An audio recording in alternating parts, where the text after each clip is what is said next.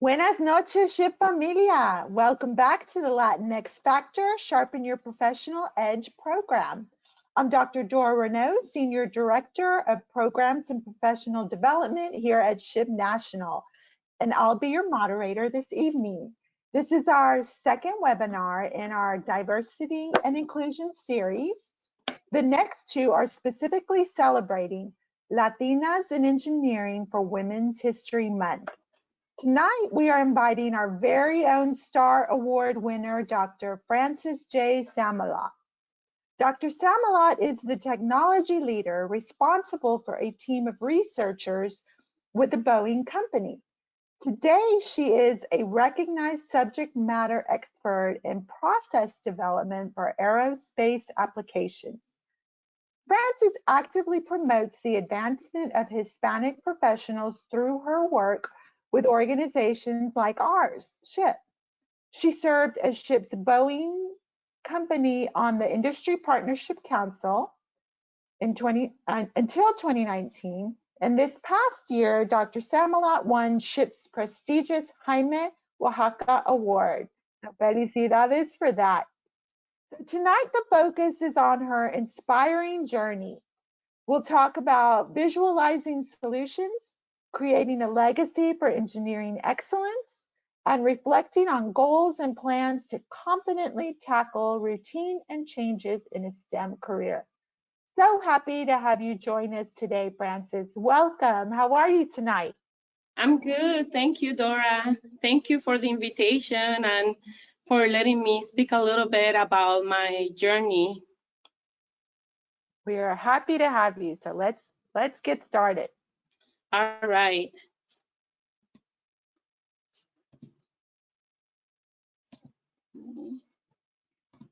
All right. So tonight we are celebrating, and this whole month actually, Women's History Month. And I wanted to start with speaking about women that have influenced my life and remembering them. And here I will talk about two of them. One of them is Ana Roque de Dupré. She's from Aguadilla, so she's Puerto Rican. And at age 13, she started teaching from her home, but not before getting her own accolades first. She was the youngest person to get a teacher assistant role at the island at the time. And when she started teaching from home, she wrote a geography book that was later on used by the Department of Education. Her life was very interesting. She was a very strong advocate for women's voting rights and for education in general, going as far as founding several schools, including the Mayagüez College, which later on became my alma mater, the University of Puerto Rico at Mayagüez. And she also was one of the founding members of the University of Puerto Rico in Rio Piedras. And so if it wasn't for someone like Ana, I wouldn't have had an education, basically, or maybe I wouldn't be able to vote. So her legacy is something that affects not just me, but many of the students in the island. And then the second woman I wanted to highlight is Sharon Krista McCauley. She was a teacher selected for the Teacher in Space mission. And as we know, that was a Challenger mission that ended in disaster. But her legacy lives on. She emphasized the impact of ordinary people on history, saying they were as important as kings, politicians, or generals. And that's something that really resonates with me. And her legacy lives on because if it wasn't for a teacher like her that became an astronaut, it wouldn't have been something that I would think as attainable. I could relate to the profession instead of thinking it was so out there. And it really shaped my decisions into going into engineering. So that takes me to my presentation today, which is titled My Magical Engineering Adventure. And I call it magical because it was once a dream and now it's a reality, because my life is charmed and I am blessed. And therefore, to me, that's an element of magic there. It also resonates with the national conference theme, the most magical time. And so I wanted to talk about the magic in my story. And like all stories, it has a protagonist, or dare I say, hero, that is the central role of this story. And in this case, it'll be me. That's me in the picture, dressed up as Russell from Up. So if you see the similarities there. I was born in Puerto Rico, some mysterious, magical year. And as all protagonists in their own stories, they have statistics. So I wanted to share a little bit about what I have self introspected about some of my statistics and like my talents and my strengths. And this is something that over time I've realized were the features or the talents and the strengths that got me through my engineering career. I'm a quick learner, self-motivated, and in my strengths, analytical, detail-oriented. But this is just me. I think every person as protagonists in their own story, they have different talents and strengths. And I encourage everybody to do some self-reflection and figure out what exactly is it that makes you succeed in your own story. Some of my likes and dislikes, I won't go into all the details, but I guess a quirky fact, I do collect cat socks and cat things. And talking about socks, I don't like wet socks, especially when hiking. My favorite quote, I will mention it because it really brings to mind that moment when Buzz Aldrin first saw space and spoke the words beautiful, beautiful, magnificent desolation. And they have been words that stay with me on how to describe something new and inexplicable. And my favorite saying is I got this, usually while holding a map and maybe being lost, but I think I got it, and I'm still here, so I have gotten it. So every story starts with the formative years or the background story, the origin story. And I couldn't talk about mine without mentioning my family. And I come from a single mother's household. My mother, Maria J. Rivera, she was a very hard worker woman, a professional woman that raised her two kids.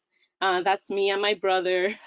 As you can see, I ruined the picture by looking at my brother in a funny way. But yeah, we moved around the island quite a bit, from Loíza to Canóvanas to Cabo Rojo to Mayagüez, and all because she wanted the best for her family, especially in terms of education. One of the lessons that she continues to say to this day is that education is something no one can take away from you. So that was the biggest gift she could give us, and she did, and I'm very grateful for that. And so I shout out to all the single mothers out there. Keep at it. You are an inspiration to us all. And in this journey throughout the different parts of the island, we finally settled in Mayagüez for a while. That's where I went to elementary and high school. And around 7th grade, the proverbial "what do you want to do when you grow up" question came around. And I knew I wanted to say astronaut, so I just couldn't wait for the teacher to come around me. But I did wait. And at the time, I had just moved schools. I had moved from all the way from Canóvanas to Mayagüez, where I studied there. And it was an all English academy, and I did not knew this teacher at all. So I was very surprised when the very next day the teacher brought the picture of that poster that you see right there, signed, because he had worked for NASA. And the reason I had said astronaut was because of that Challenger accident. It had been featured in many shows, and it really made me want to make space safe for those astronauts and go there myself. And I was very touched by learning that yet another teacher in my life had worked for NASA, and that he believed I could do it because he signed it saying, you know, please follow your dreams, or I believe in you. And that was a gift that stayed with me to this day. So you never know what an act will do for a person and how it might pivot their life. And so I had this inspiration now to go be an astronaut or make space safe for everybody.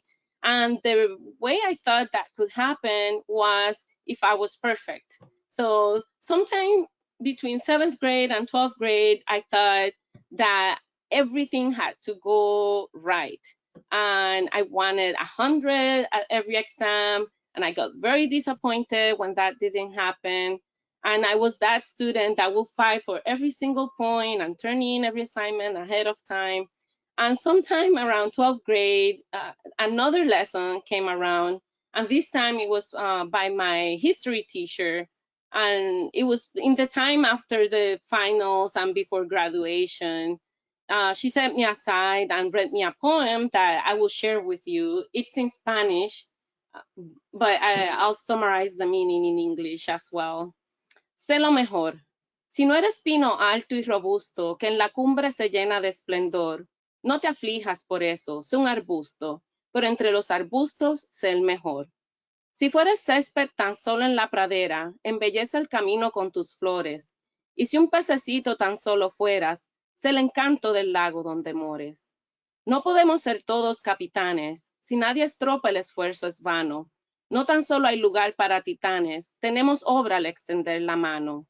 Si no fueres camino, sé vereda, sé una estrella si no fueres sol. No es ser grande la gloria verdadera, cualquier cosa que seas, sé lo mejor. And this poem for me at the time was a very hard lesson because I thought perfection was everything.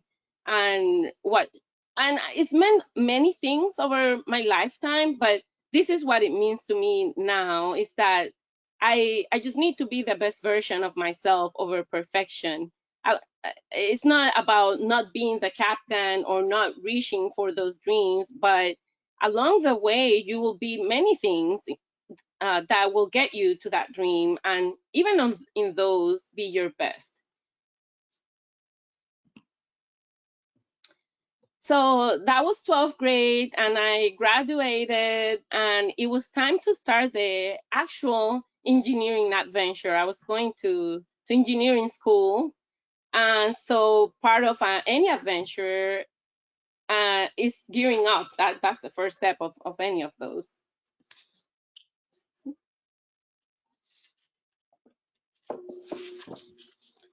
So for the adventuring gear, I wanted to talk a little bit about what that means. And the first stuff is money, and it's something that we will all need adventuring into engineering and education in engineering. And it's not the topic of this, but I did want to mention it. There's different scholarships and internships and work study, different ways, and maybe your parents finance you. My way, I got through with tutoring. I was a bit of an entrepreneur even when little. When I got my first easy bake oven, I figured out how to make profit out of it by selling the cakes to everybody in the neighborhood. And kind of that spirit of selling stayed with me throughout my college career, college education. And then when I went on to grad school, it was the internships and fellowships and work study that made it happen. In part, I say it's magical because I managed to finish all the way to my PhD debt-free. So to me, that is part of magic that happened. But it really wasn't magic. It is a lot of hard work, and definitely the money, finances is part of the gear that you will need for your adventuring in engineering. Then there's the knowledge, and that's your schooling, your experiences, and everything that you learn by revisiting what you already know, and that introspection that gives you additional knowledge. And these two, the armor and the weapons, they're very personal. The armor is the ways we protect ourselves from harm and any other negative situations. For me personally, it's my faith, my family, my community, and my network are my armor. And then in terms of weapons, I do think the pen is mightier than the sword. So for my weapons, I have my book smarts, and other people have different smarts, but I study hard. That's one of my weapons. And then I do like to listen and think about the situation before answering. So practicing that emotional intelligence. But sometimes the Latina in me is gutsy, and so that also has been my weapons, a balance of those three. And then in terms of tools, I put imagination and toughness, but those are very abstract ones. There are also very mundane tools, like our laptops or our books, our calculators, the things that we need to make our adventure succeed. And so with everything geared up, we moved on to the chapter about schooling. I studied in Mayagüez, Recinto Universitario de Mayagüez from the University of Puerto Rico. And that's where I started with mechanical engineering. I often get the question about what is the best path. Should you, from your bachelor's, go and get a job, or do your master's and then get a job, or go to grad school after so many years, etc.? And I think that's a very personal question. I think of it in terms of choosing a path and understanding why you choose that path, and then keeping your options open. I often tell my family and friends the person with the most options wins. And I do like winning. I'm very competitive, so I try to keep my options open. So I after I finished my my bachelor's in Puerto Rico, I went to the United States, to Birmingham, Alabama, of all places, to continue my education as a material scientist and engineer at University of Alabama at Birmingham. And that was a big decision for me. I even considered it a risk because I had never left the island before. And before I entered undergrad, I even thought about going to the States, but it just felt like too much at the time. And I had a lot of opportunities in Puerto Rico to study, so I decided to stay. But for grad school and the route I wanted, which was material science, it felt at the time the best choice. And no regrets, right? I took that risk. To me, it really paid off. I met a lot of international students at the time. We were kind of a little United Nations at the School of Engineering, especially in grad school. And it was really great meeting other people from other places and learning there. And then that's when I got involved with SHPE. I didn't get involved during my undergrad, but in grad school, it happened that there wasn't a chapter, and I had learned about it through one of these regional events and got interested in it, figured out how to start a chapter, and was the founding member for the chapter at the university. And even then went with a group to the national convention and the career fair. And that's how I actually landed my first job, which is still my job at Boeing as an engineer. So it led to really great things. Right, so I think now we'll switch gears a little bit and go to our first poll.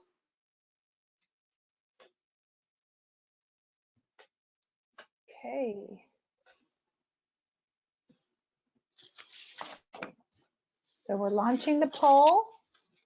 Participants, please make sure to respond to the poll.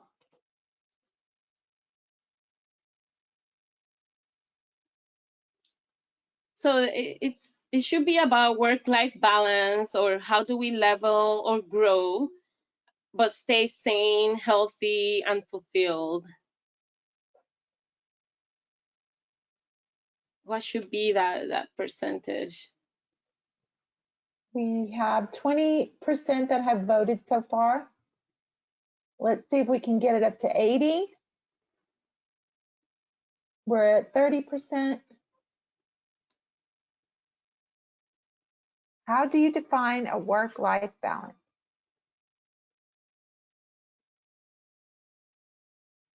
We're at 65% and still going. 75%. So I'm going to go ahead and close it at 80% and share the results. So we have, let's see here, 11% that say 100% work and play, 14% say 50% work and 50% family. And then the highest one with 50% is 25% work, 50% family, and 25% play. All right. So yeah, for that 50%, that is a good balance. And I'm sure it works some of the times. Let's see if I can move on. So in terms of work-life balance, I usually have a hard time thinking it like that, because it reminds me of a checkbook where you do a certain amount of work and then you go and balance it out with some equal amount of other things that are not work. And so when I get asked, about work-life balance, I like to say that my work-life balance looks more like a pie. And that's because in my work life, I have multiple hats. And as my career grows, these hats get heavier or with more responsibility. And then on my life portion, I have a lot of interactions as well, family, friends, social life, travel, art. I mean, the list could be endless. And I think at any given time is not a straight line across this seesaw. So what happens instead, and this is my personal approach to it, is that my work-life balance can shift. So for example, now in 2021, at the beginning, I was just promoted as an associate technical fellow in the company. So that is taking a big chunk of my time. I'm a new appointed technical fellow, and I have a lot of responsibilities I'm learning about. So the pie looks bigger in there. Because of the pandemic, I want to spend more time with family, so that's another big pie there. But then I love art. It's a new hobby I found too during the pandemic, so I'm spending some time with that. And then friends. And even since last I did this, the pie has changed a little bit, because I'm starting to work in some personal projects as well. So personally, all of the above have worked in some portion of my lifetime, and it might never balance out, but to me, that's okay. I rather say live the balance that works for you.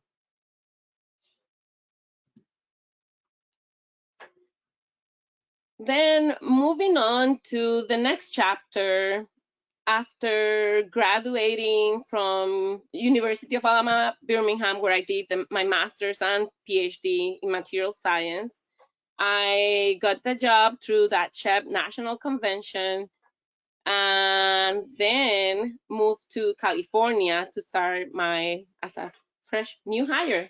And that was in 2007. And my role was to be a materials and process production support engineer, which at the interview, it sounded great. I looked at the interviewers, they looked at me, we were saying things that matched, and it really resonated. But when I got there, I have no idea what I was going to do. So I I I started as a MMP, materials and process application engineer, and that was something I learned on the job. I still had my education and everything I had learned about material science, which came in very handy, but there were many things that I had to learn on the job, so that's something that will happen. And basically what it meant was reviewing the drawings and specifications and everything to do with engineering from a materials and process perspective. So are we using the correct materials, the correct processes? Are these parts even producible by the process being called out? Are they going to survive the environments exposed to that type of thing, and making sure it was correct? That took some training. To be an applications engineer, it was about almost 2 years training, and then you had to pass an exam and everything. So that was my first role. And then once I had done that for a while, I moved on to do qualification of composites for space applications. And I'll talk about the picture in a moment too. But yeah, El Segundo is the satellite development center, so that's what I was working on, and that's the tying for space and making it safer for everybody. And then I moved on to failure resolution, where I really started using my background in material science. And the way I describe it is like the CSI of production. So basically something failed and figuring out what had gone wrong and how to make it better. After a while, I moved on to research and development. It was a very minor part of what I did, but it was something I truly loved, so I was happy to get back to it. And part of my role was also to author several material and process specifications, either changes to them or come up with new ones when qualifying new materials and new processes. And at this point, I wanted to talk a little bit about legacy. So the picture here, it's Dr. Harold Rosen, who has been called the father of the satellite, or the geosynchronous satellite. And around 2011, El Segundo was celebrating 50 years of making satellites, and they released this picture because this was the legacy that had brought to the world, and that was a big change at the world. And now we have so many things thanks to having that satellite network out in space. So it made me think about what legacy meant and what I wanted my legacy to be. So Maya Angelou says, if you're going to leave a legacy, make a mark on the world that can't be erased. And we talked before about being the best at what you do. So if we think about legacy, it's about the impact that you make as while being the best, right? Like doing the best at what you do. You also have to think about what is the impact that I'm having with what I'm doing at the time. And it's not about aspiring to be something else, or no, yeah, it's about, you still have the goals that you're reaching for, but legacy is about what you're doing right now, what are you leaving behind that will remain and help those that will go after you. And I did reflect on this some. I in my college years, I was in the academic senate, and as a full-time student and full-time senator, or it felt like that at the time. Part of the legacy that I wanted to leave was a student council. At the time, there wasn't one. And as the student representative to the academic senate, I wanted to make sure that there was representation, not just at the academic senate, and this is in University of Puerto Rico, but for all students to have a voice and make sure that things get or their point of view is validated when talking about university matters. So that was then. When I think about my grad school years, the leaving a chapter of SHPE started. I think it helped the diversity in the department and have students like me somewhere to go where they could have a community and grow outside of what they did for engineering. And we will talk a little bit more about that.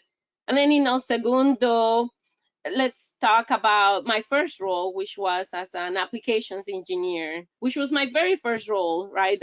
I was just starting my career, but at the time, I realized that there were these books that everybody coveted. And usually you inherited from someone. They were these design guidelines that they were paperbacks, and there were no more copies around, and so everybody put their name, and it probably had like 5 names by the time it got to the person that had them at the time. And I asked my manager if I could just scan them all and make them virtual, and that happened. So, and now nobody had to fight for the books. It was there, accessible, and then it became a living document because those design practices kept changing over time, but because they were in hard books, the travel knowledge kept going. So think about the legacy or the impact that you want to make while being the best at what you do. And yeah, it's time for poll number 2.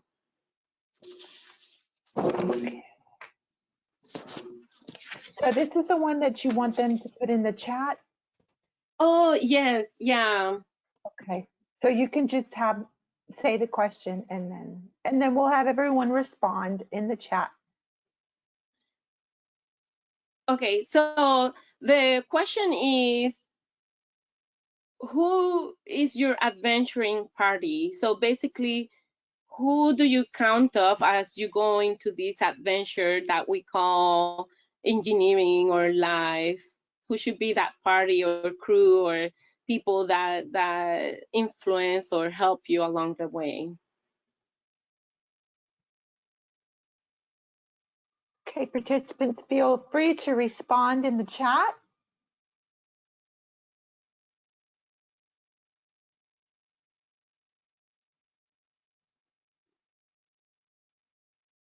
And Francis, maybe you repeat the question one more time. All right, the question is, who is your adventuring party, or who is in your adventuring party? Who do you consider that are helping you in this engineering adventure?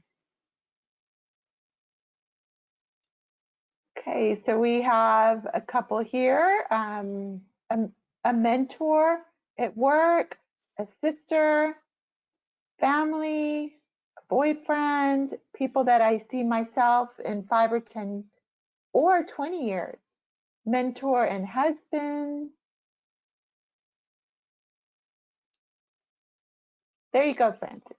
Very nice. Yeah, I agree with everything. I don't see the responses, Dora, but yeah, thank you for reading those. Okay, let me close here.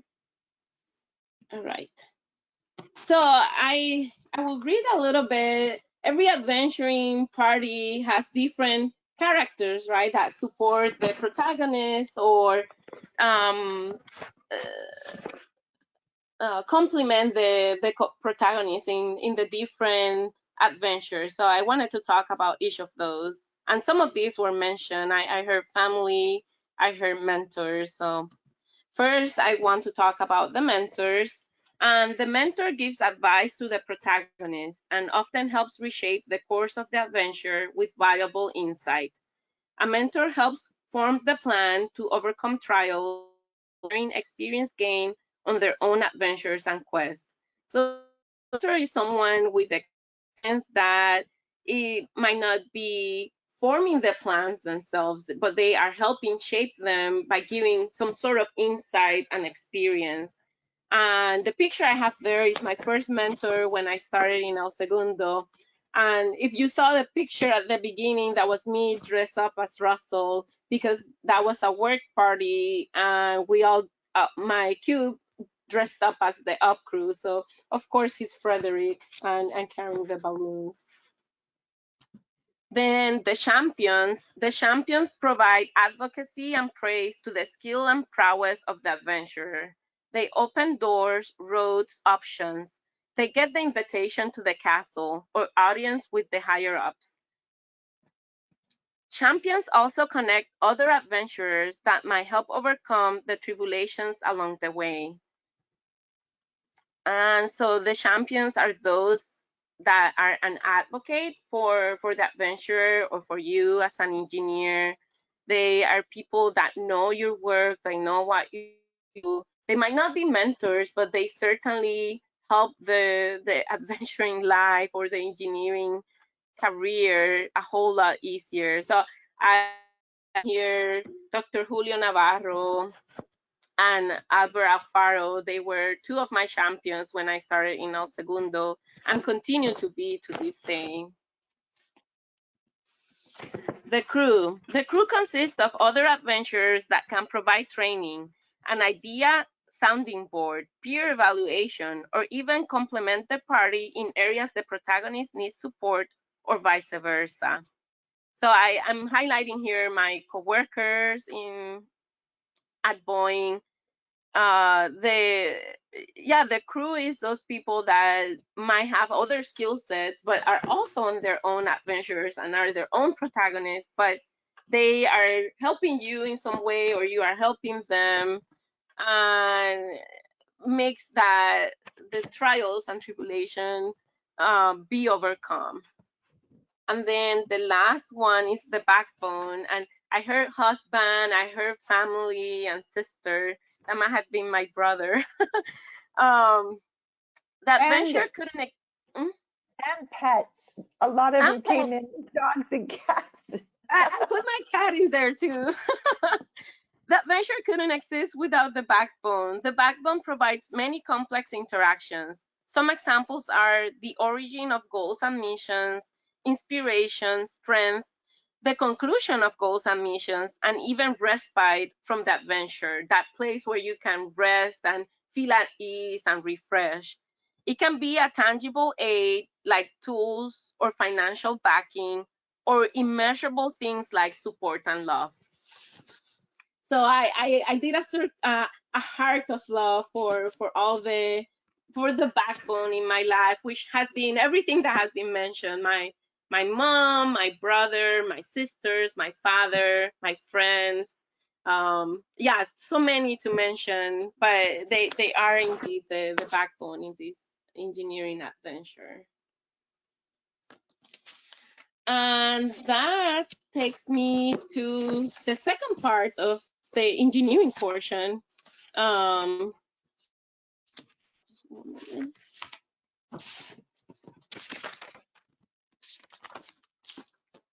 which is a career move. As I mentioned, I was working with Boeing in El Segundo, California for the Satellite Development Center as a materials and process production engineer. And I was doing some R&D towards the later years of that, but not a whole lot. But that little bit kind of got my appetite for R&D going again.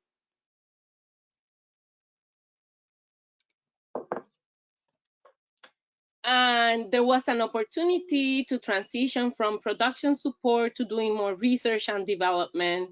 And in 2015, I did that switch. So I took a risk. I had a career. I had my adventuring party set, but I wanted to do more R&D. So took a risk and transitioned to St. Louis, Missouri, to work as a researcher for the area of thermoplastic composites. And what I did there was, it started out as improving existing materials or processes, or a combination of those. So working on projects to update or make things that already were in place better. Then it continued on doing new tools for existing processes. And then it kind of got really interesting because I started working in developing new processes for part fabrication and for assembly fabrication. So basically coming up with things that didn't exist before. And then it got even more interesting for me because I got to create roadmaps on how that should happen. So, and that's kind of my role at the time. I work as a technical lead and manage the research portfolio in certain areas, along with working with a very talented team of engineers, both in the US and internationally, to develop new materials and processes. The area is thermoplastic composites, so I added a picture on what that looks like. They have been cited as the enabling technology for future sustainable aircraft, and that's because they, as other composite materials, are lightweight, but as opposed to the predominant composite materials, they can have very high rates of manufacture. So I put a link there if you're interested. That's a website with an article that talks more about it. I could talk about this and just about a very long time, but the presentation will not focus on this, but I will be happy to answer any questions on this topic as they come up. And so what I wanted to highlight here was excellence and the thought of being an expert in a field. And I often get the question, how do you become an expert? And yeah, it's not an easy answer, but I will try. So I couldn't find a quote that I like, so I came up with my own. If an expert is the best at what they do, then it follows that you must do intensely and forever, that you must intensely and forever do your best. And we talked about being the best at whatever you're doing at the time, making sure that it has an impact, or that legacy. So excellence could be the intensity of how you do this. No half-hearted measures. So doing the best at what you do intensely. So learn what you don't know, ask what you don't know, communicate, and don't take shortcuts or half measures. It really takes effort to grow in a field, in any field. Yeah, my best advice on becoming an expert is don't stress about voicing that you're an expert. Rather focus on learning and doing your best and doing that at your full potential when you're doing that, and it will make you an expert just by measure of results. All right, so I think it's time for poll number 3. Yes. Okay, so we're launching the poll. What was the reaction to the last change in your life? And the poll is launched. The participants, please select one. What was the reaction to the last change in your life? And we have 20% that have voted.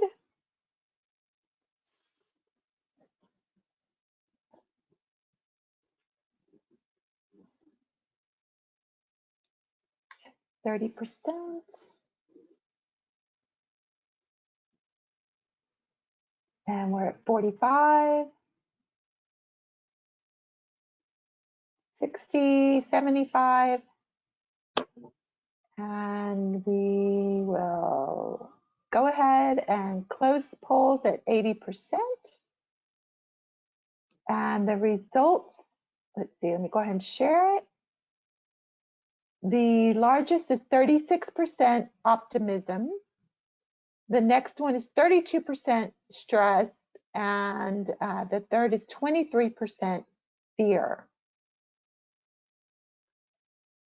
Okay. Back to you. Yeah. I'm very balanced results. Actually, I saw that no one starts planning back on, get in fetal position or start planning back on how to make things back the way they were, that there was a zero on that. So what will Francis do? That's what I ask myself when there's a change. And my first thought is don't panic. I took water survival, and that was part of training to be able to do search and rescue, basically. And some of the training that we did was water survival.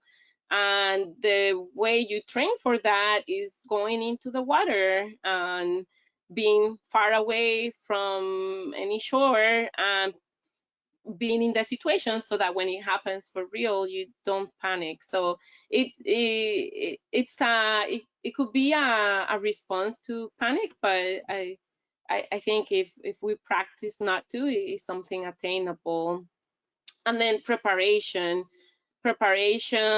it's about being ready for situations, and sometimes we can prepare, but I, as far as we can, we should try to. And what I mean by that is something that may or may not be taught these days is how to handle finances in college. I think that's something very important, having a savings account and learning how to have budgets and having some stability for a couple of months is something where suddenly to happen. So it's something that if you haven't done, I really recommend everybody to learn how to do that if you're not doing it already. And then from the previous poll, all of those were valid. I think we have different responses to change, and all of those are valid emotions. And for example, as last change, my first reaction was sadness, and that was how I first perceived it. And I had to come to terms with it and understand that it is real, it is an emotion I'm having. But then I get to choose my driver. I get to say, okay, I am feeling sad, but is that how I want to tackle this change? And it's usually not. So I did like seeing that a lot of you put optimism, but it's not always the first response, right? So I think being prepared, not panicking, and then acknowledging how you really feel and then choosing how to tackle it are very different things. And third, to deal with change, we are in times that are definitely changing and filled with uncertainty. Part of handling that for me, myself, is defining the new balance. So I don't try to go back to how things were, but how do I center myself in this new situation? And that's sometimes even before starting a plan, I need a center, and then I start a plan. And this is what works for me. This is in no way a recipe for everybody, but I am sharing how I personally deal with change. And I really like this quote from C.S. Lewis: you can't go back and change the beginning, but you can start where you are and change the ending. I was asked to give book recommendations, so I I put some oldies but goodies. These are very old books actually, but they are stories and that have a lesson, and that's how I like learning. So I have read self-help books and I do use them, but I prefer to read a story because it can have endless ways of teaching me something.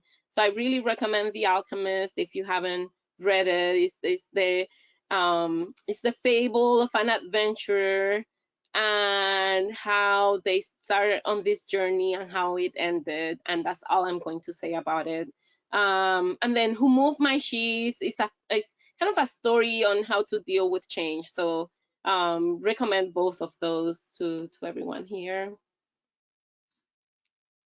All right, so in summary, I think we talked about many things. Thank you for listening to me and sharing my story, but there were three things I wanted to emphasize, and those were being the best, not perfection, but be the best at whatever current role that you have.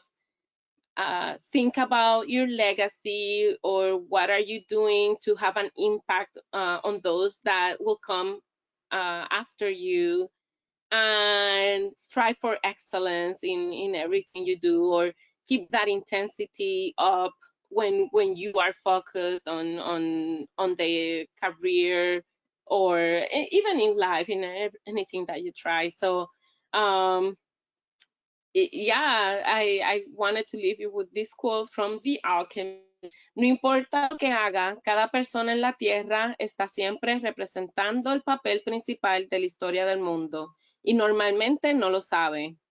So thank you for listening to my story, but we are all protagonists in our own stories. We all have our own engineering adventure where you are the principal character in it. And basically what the author is saying here is that we are changing the world little by little with everything that we do, even if we don't it. So I think with that, we can go to questions. Okay. Well, while we're waiting for participants to send in questions, I do want to just celebrate you one more time. We have never had a poem that was shared on this show. So I just love that you read the poem to us, the "Sé lo mejor." That was so beautiful. I love that. Thank you. Yeah, thank you. And thank you for the opportunity to do it. Yeah, and for starting the first chapter in Alabama University, I think you said. Yeah, it was great. And making space safe. So while we're still waiting for some questions to come in, can you share maybe one thing of how you've made space safe? Maybe on a project you're working on or something? Yeah, so that the failure resolution, so I'll go back to the El Segundo portion. So part of the failure resolution was looking at things that had gone wrong in production and making sure that they don't happen again. So it was, and even the way that we handle making process specifications, material specifications, and how we test and ensure that this spacecraft will survive is part of is basically what prevents what happened with the Challenger. So it's Awesome. ensuring that everything that goes into that spacecraft can meet the mission. So I can't go into details, but we did have one major failure that I was part of the team, and I got to do all the experiments to prove what was going wrong, and then kind of communicate that to our customers, which were military for that specific program, and then did the how you call it, the revisions to the process to make sure that this failure wouldn't happen again, and increase the strength of that particular part, which was Wonderful. it was a solar array. Yeah. Okay, so we're going to get you a T-shirt that says CSI engineer. Oh, I love it. Yeah. Okay, well, we have a couple of questions and comments that have come in. Andrea Ramirez, Velez, thank you for sending in your question. And she wants to know, what was your biggest challenge after relocating? After the it, I did it several times. So which time from El Segundo, from Puerto Rico to Alabama, from Alabama to California, because there were different challenges each time for certain. Well, maybe your biggest one or a Okay, more so significant. my biggest one was definitely from Puerto Rico to Alabama. I have been born and raised in Puerto Rico. Even though I spoke English, I was used to just speaking Spanish every day. That was my life, and I had been at home all my life. And then suddenly here I was at United States University by myself, kind of figuring it out along the way. And so I got really homesick and having to deal with that change and meeting new people and getting used to being a grad student. I think that was one of the biggest ones I had to tackle. But yeah, like I said, I found my new center. I do love studying. I really do. So I think I was very excited to be doing something in a career or in a field that was new to me, but also very exciting, very new. So I did focus a lot on my studies. And then, as I mentioned, I was like, okay, this department is lacking clubs. So I'm going to make it my personal mission that there's many clubs here, and that yeah, I found a new center, got a plan, things got for the better. I still felt homesick, so I try to go home at least twice a year to to help with all of that. Right. Well, Yaritza Leos, thank you for sending your comment in, and she wants you to know that she's saying thank you so much for sharing your story. She loves the theme of your presentation and all of the advice that you have shared with us. And Thank you. so, what an amazing story you have, Francis. We had a great time tonight. So everyone just join me in thanking Dr. Francis J. Samalot, bravissimo. We appreciate you sharing such valuable knowledge with us, and we greatly appreciate our partnership with Boeing as well. So again, this is our second show from Diversity and Inclusion series dedicated to Latinas in engineering during Women's History Month.